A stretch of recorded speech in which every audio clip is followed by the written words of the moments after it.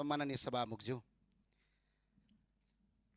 यो देश चाहिँ गाउँका किसान, मजदुर र सामान्य नागरिकले बिगारेका होइनन्। देशलाई कमजोर बनाउने काम चाहिँ सत्ता र शक्तिमा पुगेका तर इमानदार नभएका र जवाबदेही नसक्ने मान्छेहरूले नै आजसम्म यो देश बर्बाद पारेका हुन्। तर आज सूचना लिक भएर 753वटा गाडी केरला नाकाबाट भित्रिन्छ, 14 गते भन्सार पास गरिन्छ, 20 गते गाडी आउँछन् अनि सरकारले छानबिन समिति बनाउँछ। बडा गजबको, आफै छानबिन समिति बनाउने अनि कर्मचारीलाई डाम्नेतिर जान्छ। हामीलाई थाहा छैन बजेट बन्दाखेरि बजेटका करका दरको हेरफेर गर्ने र दर कति हुन्छन् भन्ने कुरा नितान्त अर्थमन्त्री बाहेक कसैलाई थाहा हुँदैन।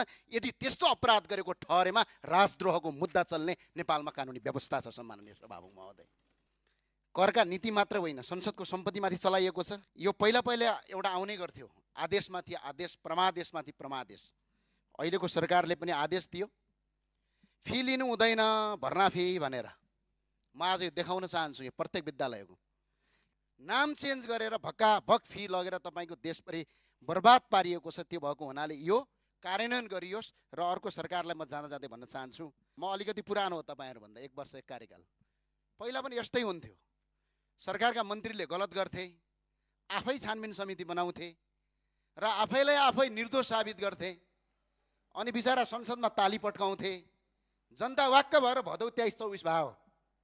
तपाईहरुलाई ध्यानमा राख्नुस्, देशका बहालवाला मन्त्री र देशको अर्थमन्त्रीमाथि छानबिन अर्थ मन्त्रालय होइन संसदीय छानबिन समिति चाहिन्छ।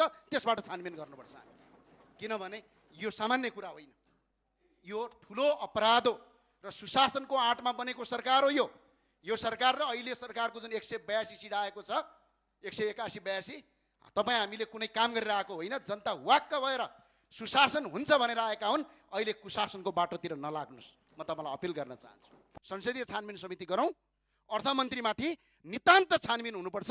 यो राजद्रोह, यस्तो गर्न पाइँदैन। सम्माननीय सभामुखज्यू, म त्यही अपिल गर्न चाहन्छु। हस्, धन्यवाद।